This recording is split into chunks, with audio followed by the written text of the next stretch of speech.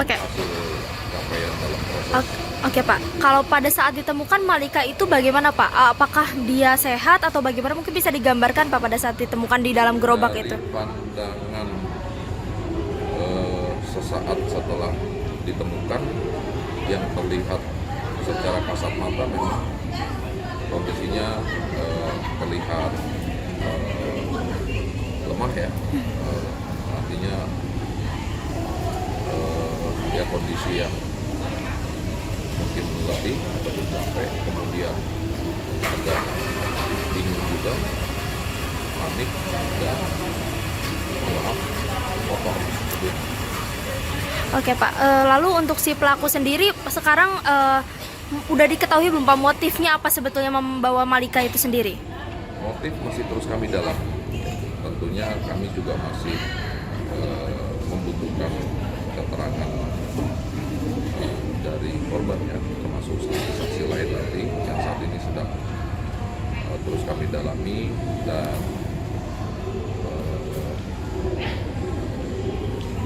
alat bukti lain sehingga kita bisa mengungkap apa sesungguhnya motif dari pelaku penculik. Ketika ditangkap itu pelaku apakah sudah dia diperiksa atau bagaimana Pak proses perkembangan dari pelaku itu sendiri? Apakah udah diperiksa kah atau bagaimana gitu dia mengakunya awalnya dan lain sebagainya Pak? Ya kalau pengakuan awal sih masih umum saja, hanya ingin mengajak jalan. Itu setelah sekian lama ditemukan, kemudian juga Malika sekarang sudah dirawat gitu ya Pak.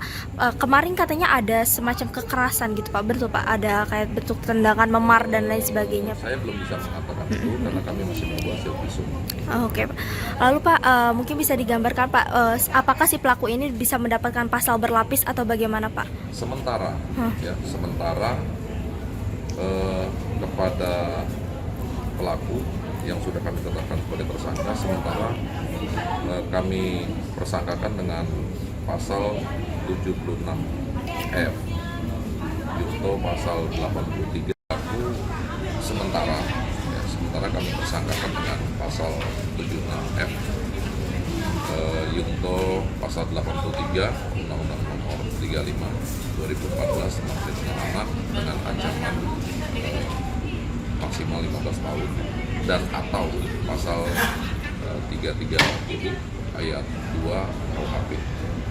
Pak, pada saat dipertemukan Pak, mungkin Bapak bisa Bapak kan juga tadi menyaksikan ya Pak ya untuk pertemuan itu, beberapa video juga Bapak sempat menyapa anak korban itu sendiri. Bagaimana situasi haru pada saat itu Pak? Mungkin bisa digambarkan Pak. Mungkin keharuan itu bukan hanya milik keluarganya, keharuan itu milik seluruh orang tua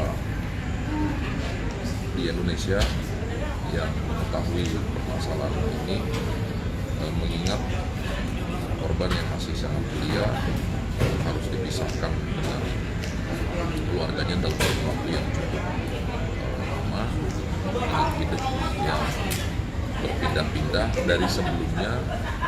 Korban hidup dengan nyaman, berada di tengah keluarga. Inilah yang saat ini tim atau Polri intens melakukan pendampingan terhadap korban, mulai dari tim kesehatan, kemudian juga psikiater ya, psikologi forensik ya, tentunya dengan harapan yang pertama kali saat ini dilakukan adalah untuk mengembalikan psikis korban sehingga korban nanti bisa menceritakan kepada kami penyidik PPA terkait dengan masalah penculikan diri. Berarti nanti bakalan ditanyakan juga ya Pak korban secara langsung Pak. Pak, kalau misalnya saya mau balik sebelumnya Pak, yang pertama kali memberi informasi berarti dari anggota Bapak sendiri atau dari warga? Anggota.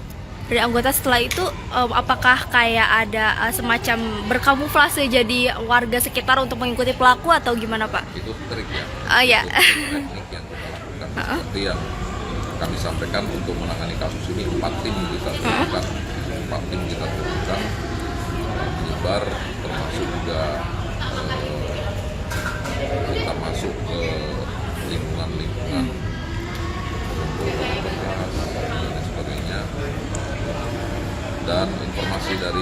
masyarakat yang masuk ke nomor yang kami berikan juga memberikan andil yang besar ya, di mana ada 2 informasi sebelumnya kepada kami bahwa melihat pelaku, orang yang mirip pelaku berada di Tangerang Kota. Tim langsung ke sana dan sempat kita dekati juga, sempat kita cross-check langsung, ketemu, dan ternyata bukan orang yang kita cari. Di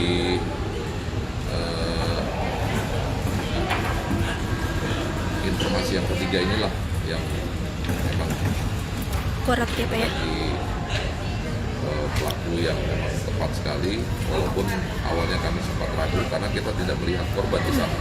Namun begitu didekati, diamankan, ternyata korban disembunyikan di dalam gerobak. Berarti si korban ini nggak bersuara sama sekali ya Pak selama disembunyikan itu? Tidak. Nggak bersuara sama sekali, oke. Lalu Pak, ada himbauan nggak sih Pak kepada masyarakat supaya kejadian seperti ini tidak terulang lagi? Ini adalah pembelajaran untuk kita semua. Terlebih untuk lingkungan sosial, agar kita bersama-sama mempersempit ruang gerak para pelaku kejahatan yang menyasar anak-anak kita. Tentu dengan kepedulian kita bersama, kita bisa mencegah agar kejadian seperti ini tidak terulang kembali, dan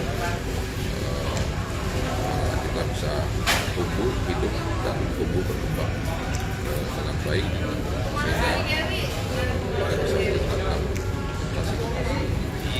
Oke Pak, mungkin terakhir Pak, sempat waktu itu disebutkan DPO juga dia merupakan residivis dari kasus pencabulan anak. Ada kekhawatiran nggak sih Pak, mengingat juga korban ini adalah seorang perempuan dari Bapak sendiri? Kekhawatiran tentunya ada. Oleh karenanya kami, tim, dan seluruh masyarakat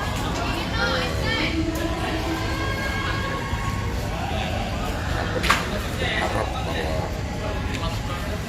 kita bisa segera mengungkap kasus ini dengan target yang pertama, bukan hanya sekedar menangkap pelaku, tapi bagaimana kita menyelamatkan korban.